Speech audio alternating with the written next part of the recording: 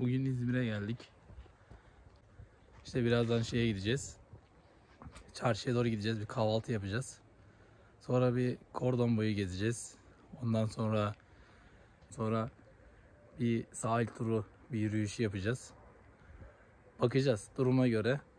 Burada gezilecek çok güzel yerler var. Her yer ayrı ayrı güzel.